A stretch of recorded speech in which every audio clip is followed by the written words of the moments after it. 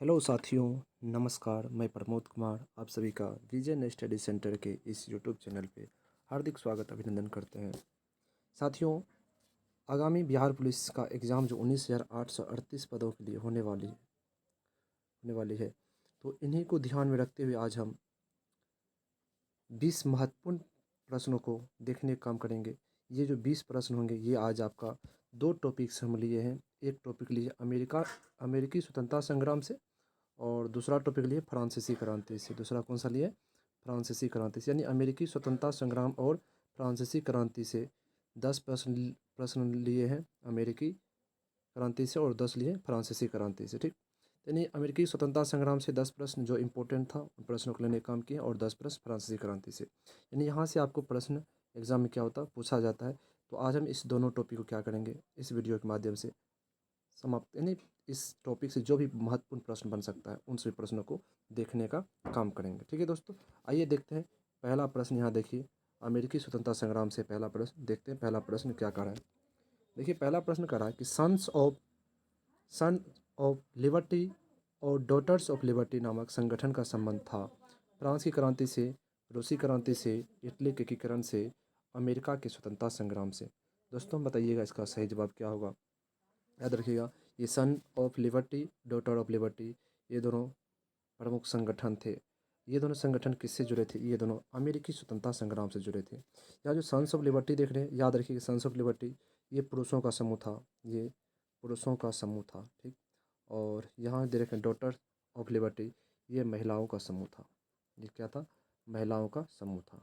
ठीक, साथ ही साथ आप लोग याद रखिएगा दोस्त, यहाँ देखिए फ्रांसीसी क्रांति की चर्चा की, तो आप लोग याद रखिएगा फ्रांसीसी क्रांति कब हुआ? 1789 में। कब हुआ? 1789 में। रूसी क्रांति आप लोग याद रखिएगा 1917 में। कब होता है? 1917 में होता है। ये दोनों जो संगठन है, सन्स ऑफ लिबर्टी और डॉटर और लिबर्टी, ये दोनों संगठन अमेरिकी उपनिवेश का प्रमुख संगठन था। ये अमेरिकी स्वतंत्रता संग्राम में महत्वपूर्ण भूमिका निभाने का काम किया था। सन्स ऑफ लिबर्टी पुरुषों का समूह था, डॉटर ऑफ लिबर्टी महिलाओं का समूह था। याद रखिएगा दोस्त, दोनों संगठन किससे जुड़ा था? अमेरिकी स्वतंत्रता संग्राम से जुड़ा था। आइए अगला प्रश्न को देखते हैं। देखिए दोस्त, अगला प्रश्न देखिए क्या करा। अगला प्रश्न करा कि 5 सितंबर 1744 को आयोजित पहले अंतर्राष्ट्रीय महाद्वीपीय सम्मेलन में अमेरिका के निम्नलिखित में से किस उपनिवेश ने भाग नहीं लिया? जॉर्जिया, मैसाचुसेट्स, न्यू हैम्पशायर, दक्षिण कैरोलिना। तो बताइएगा दोस्त कि 5 सितंबर 1744 को जो अंतर्राष्ट्रीय महाद्वीपीय सम्मेलन हुआ था, तो इस सम्मेलन में अमेरिका का कौन सा उपनिवेश भाग नहीं लिया था? टोटल कितना उपनिवेश था? 13 उपनिवेश था। 13 उपनिवेश में से 12 उपनिवेश क्या क्या था? ये जो अंतर्राष्ट्रीय महाद्वीपीय सम्मेलन हुआ था इसमें भाग लिया था। एक उपनिवेश था, वो क्या क्या इस सम्मेलन में भाग नहीं लिया था? कौन सा उपनिवेश था? जॉर्जिया। जॉर्जिया एक ऐसा उपनिवेश था जिन्होंने ये अंतर्राष्ट्रीय महाद्वीपीय सम्मेलन में भाग नहीं लिया था। ये देखते हैं अगला प्रश्न। देखिए अगला प्रश्न कह रहा है कि प्रसिद्ध अमेरिकी कार्टून जॉन ऑफ डाई, क्या करा? जॉन ऑफ डाई जो संघ के लिए प्रकाशित किया गया था, का निर्माण किसकी रचना? यानी ये जो है जॉन ऑफ डाई किसकी रचना है? सैमुअल एडम्स की, जेम्स ओटिस की, बेंजामिन फ्रैंकलिन की, थॉमस जेफरसन की। बताइएगा दोस्त किसकी रचना है यह रचना है किसका है? बेंजामिन फ्रैंकलिन का। किसका है? बेंजामिन फ्रैंकलिन का। और ये रचना कब प्रकाशित करने का काम करता है? तो 1754 ईस्वी में। कब करता है? 1754 ईस्वी में जॉन ऑफ डाई नामक कार्टून को प्रकाशित करने का काम करता है कौन? Benjamin Franklin. चलिए अगला प्रश्न देखिए। देखिए अगला प्रश्न कर रहा है, वह अमेरिकी राष्ट्रपति जिन्होंने महामंदी के दौरान अपने देशवासियों का उत्साह इन शब्दों से बढ़ाया था कि हमें केवल डर से ही डरना चाहिए, हमें केवल डर से ही डरना चाहिए, कथन किसका? ये डायरेक्ट ऐसे भी पूछ सकता है आप लोग से, हमें केवल डर से डरना चाहिए, यह कथन किसका है? बताइए आप लोग। हर्बर्ट सी हूवर का, फ्रैंकलिन डी रूजवेल्ट का, थियोडोर रूजवेल्ट का, हैरी एस ट्रूमैन का। तो बताइएगा दोस्त किसने कहा था कि अमेरिका में जब महामंदी आया था, कब? 1929 और 30 के आसपास जो महामंदी आया था, इस महामंदी के दौरान अमेरिका के कौन से राष्ट्रपति ने कहा था हमें केवल डर से ही डरना चाहिए? ये कहने का कौन क्या था? Franklin D Roosevelt. कौन कहा था? Franklin D Roosevelt. ये अगला प्रश्न देखते हैं। देखिए अगला प्रश्न क्या करा यहाँ पे कि मार्क्विस डी लफायेट के नेतृत्व में डैश की सेना ने अमेरिकी स्वतंत्रता संग्राम में भाग लिया था। कह रहा लफायते के नेतृत्व में कहाँ की सेना अमेरिका स्वतंत्रता संग्राम में भाग लिया था। जिसमें अमेरिका में स्वतंत्रता के लिए संघर्ष हो रहा था, तो उस समय कहाँ लफायते के नेतृत्व में फ्रांस की सेना की, पुर्तगाल की, स्पेन की, रूस की सेना ने अमेरिका स्वतंत्रता संग्राम में भाग लिया था। तो बताइएगा, तो याद रखिएगा फ्रांस की सेना जो है लफायते के नेतृत्व में क्या हुआ, अमेरिकी स्वतंत्रता संग्राम में भाग लिया था। फ्रांस की सेना ने लफायते के नेतृत्व में अमेरिकी स्वतंत्रता संग्राम में भाग लिया था। चलिए देखते हैं अगला प्रश्न। देखिए अगला प्रश्न करा है कि किस अमेरिकी राष्ट्रपति ने अमेरिकी की राष्ट्र का पिता माना जाता है, यानी अमेरिका का राष्ट्रपिता किसे माना जाता है। बताइए आप लोग कि अमेरिका का राष्ट्रपिता किसे माना जाता है। जॉर्ज वाशिंगटन को, हैरी एस ट्रूमैन को, जॉन एफ कैनेडी को, अब्राहम लिंकन को। तो अमेरिका का राष्ट्रपिता किसे कहा जाता है, लोग याद रखिएगा कि अमेरिका का राष्ट्रपिता जॉर्ज वाशिंगटन को कहा जाता है। किसको कहा जाता है, जॉर्ज वाशिंगटन को कहा जाता है। यह क्या कहते हैं आप लोग याद रखिएगा, अमेरिका का पहला क्या था, राष्ट्रपति, फर्स्ट राष्ट्रपति। अमेरिका का प्रथम राष्ट्रपति कौन था, जॉर्ज वाशिंगटन थे। और जॉर्ज वाशिंगटन को अमेरिका का राष्ट्रपिता कहा जाता है। ये अगला प्रश्न देखिए क्या कर रहा है। देखिए अगला प्रश्न कर रहा है कि अमेरिकी स्वतंत्रता संग्राम के दौरान निम्नलिखित में से कौन सा संगठन उभरा। Son of liberty, daughters of liberty, उपयुक्त में से दोनों या उपयुक्त में से कोई नहीं। अभी आप लोग को बताया हम कि अमेरिकी स्वतंत्रता संग्राम के टाइम दो संगठन था, एक सन्स ऑफ लिबर्टी और एक daughters of liberty. Sons of liberty बताया आप लोग पुरुषों का समूह था, क्या था, पुरुषों का समूह था। और डॉटर्स ऑफ लिबर्टी क्या था, महिलाओं का समूह था, क्या था, महिलाओं का समूह था। और ये दोनों संगठन जो है अमेरिकी स्वतंत्रता संग्राम में क्या कहते हैं, अमेरिकी स्वतंत्रता संग्राम में महत्वपूर्ण योगदान दिया था। इस प्रकार से कह सकते हैं कि अमेरिका स्वतंत्रता संग्राम के दौरान कहा कि कौन सा संगठन उभरा, तो हम कह सकते हैं एक और दो दोनों, अर्थात उपयुक्त दोनों। यानी दोनों क्या था, यानी sons of liberty, daughters of liberty, दोनों संगठन उभरा किस समय में, अमेरिका स्वतंत्रता संग्राम के समय में। ये अगला प्रश्न को देखते हैं। देखिए अगला प्रश्न करा है कि प्रधानमंत्री ग्रेनविले ने स्टाम्प अधिनियम कब पारित किया। प्रधानमंत्री ग्रेनविले ने कहा कि स्टाम्प अधिनियम कब पारित किया, 1756 में, 1765, 1776, 1789। बताइएगा दोस्त, कब स्टाम्प एक्ट पारित हुआ, तो याद रखिएगा 1765 में। यानी जितना भी सरकारी दस्तावेज था सभी पे 20 रुपया का स्टाम्प क्या कहते हैं, स्टिकर लगाना अनिवार्य कर दिया था ग्रेनविले ने। तो यही स्टाम्प एक्ट कब पारित हुआ, तो 1765 में। अगला प्रश्न देखते हैं क्या करा। देखिए अगला प्रश्न कह रहा है कि जुलाई 1776 ईस्वी में 13 अमेरिकी बस्तियों के प्रतिनिधियों ने स्वतंत्रता की घोषणा कहाँ की। यानी जुलाई 4 जुलाई को था, 4 जुलाई 1776 ईस्वी को 13 अमेरिकी बस्तियों, चूँकि 13 उपनिवेश था, ब्रिटेन का 13 उपनिवेश कहाँ था, अमेरिका में था। ये तीनों 13 कह रहा है कि किस जगह पे अपना स्वतंत्रता की घोषणा कर दें, फिलाडेल्फिया में, न्यूयॉर्क में, न्यू जर्सी में, वाशिंगटन में। बताइएगा दोस्त इसका सही जवाब क्या होगा, तो आप लोग याद रखिएगा वह जगह था फिलाडेल्फिया। फिलाडेल्फिया में ये 13 उपनिवेश ने क्या किया, स्वतंत्रता की घोषणा कर दी।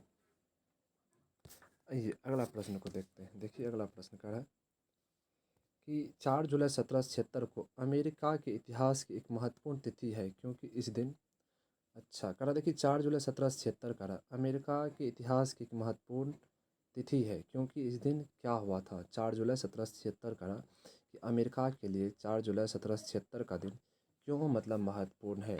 जॉर्ज वाशिंगटन राष्ट्रपति चुने गए थे, अमेरिका की स्वतंत्रता की घोषणा हुई थी, फ्रांस के साथ मैत्री संधि पर हस्ताक्षर हुए थे, दास्ता प्रथा समाप्त की गई थी।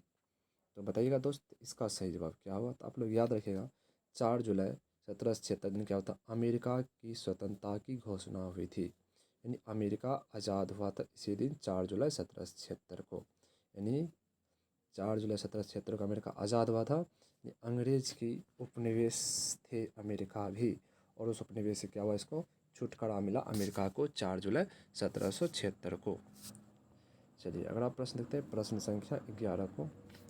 यदि कहा है कि पेरिस की संसद ने लुई 13वें को किस वर्ष फ्रांस का राजा नियुक्त किया।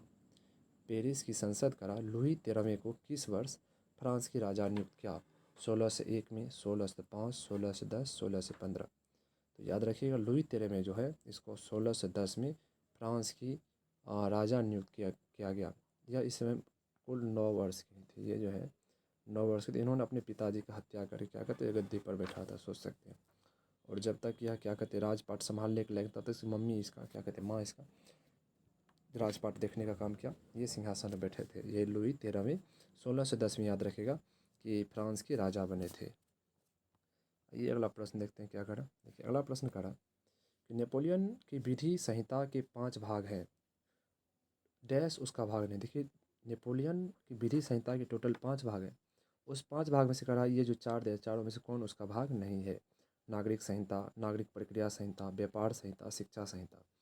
5 भाग में से इसमें से कौन सा उसके 5 भाग में से 5 भाग का एक भाग नहीं है? तो याद रखिएगा ये शिक्षा संहिता जो है, ये शिक्षा संहिता नेपोलियन की संहिता के 5 भाग में से एक भी, पाँचों भाग में से ये नहीं है। यानी नेपोलियन के जो 5 भाग था 5 भाग में से ये शिक्षा संहिता नहीं था। ये तीनों था, ये नागरिक संहिता था, नागरिक प्रक्रिया संहिता था, व्यापार संहिता भी था, लेकिन शिक्षा संहिता नहीं था।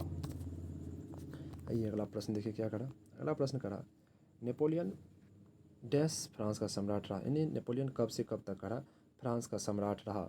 1799 से 1813 ईस्वी तक, 1804 से 1814 तक, 1802 से 1814 तक, 1789 से 1814 ईस्वी तक। तो बताइएगा दोस्त इसका सही जवाब क्या होगा? नेपोलियन जो है फ्रांस के सम्राट कब से कब तक रहे? तो याद रखिएगा नेपोलियन फ्रांस के सम्राट 1804 से 1814 ईस्वी तक रहे फ्रांस के सम्राट।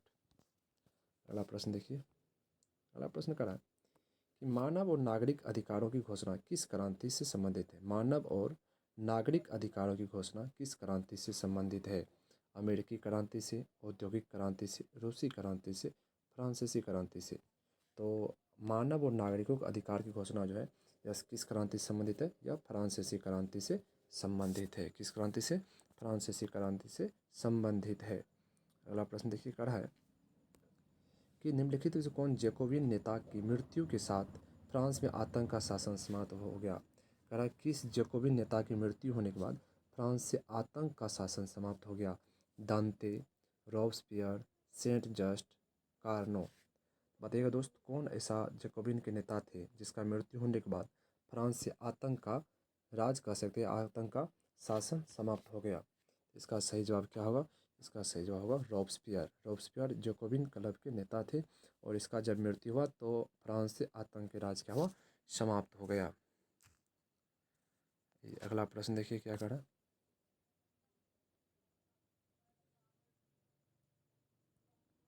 अगला प्रश्न करा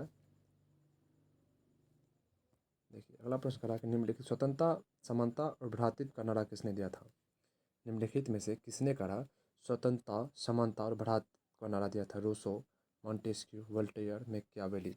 बताइएगा दोस्त ये स्वतंत्रता, समानता और भ्रातृत्व का नारा देने का काम किसने किया था? तो याद रखिएगा ये स्वतंत्रता, समानता और भ्रातृत्व का नारा देने का काम कौन किया था? तो रूसो किया था। कौन किया था? रूसो। कौन किया था? रूसो। याद रखिएगा। यहाँ मॉन्टेस्क्यू से संबंधित आप एक महत्वपूर्ण बात आप लोग याद रख सकते हैं, बहुत बार पूछा गया। शक्ति के पृथक्करण का सिद्धांत। क्या? शक्ति के पृथक्करण, शक्ति के पृथक्करण का सिद्धांत देने का काम कौन किया था? मॉन्टेस्क्यू। कौन दिया था? मॉन्टेस्क्यू। और मैकियावेली का एक रचना जो काफ़ी महत्वपूर्ण है, याद रखिएगा आप लोग, द प्रिंस। द प्रिंस यह मैकियावेली की रचना है, काफ़ी इंपॉर्टेंट, बहुत सारे एग्जाम पूछा गया है। और मॉन्टेस्क्यू शक्ति के पृथक्करण का सिद्धांत देने का काम किया था। स्वतंत्रता, समानता और भ्रातृत्व का नारा रूसो देने का काम किया था। आइए अगला प्रश्न देखिए। अगला प्रश्न कह रहा है कि फ्रांस की क्रांति का स्वरूप क्या था?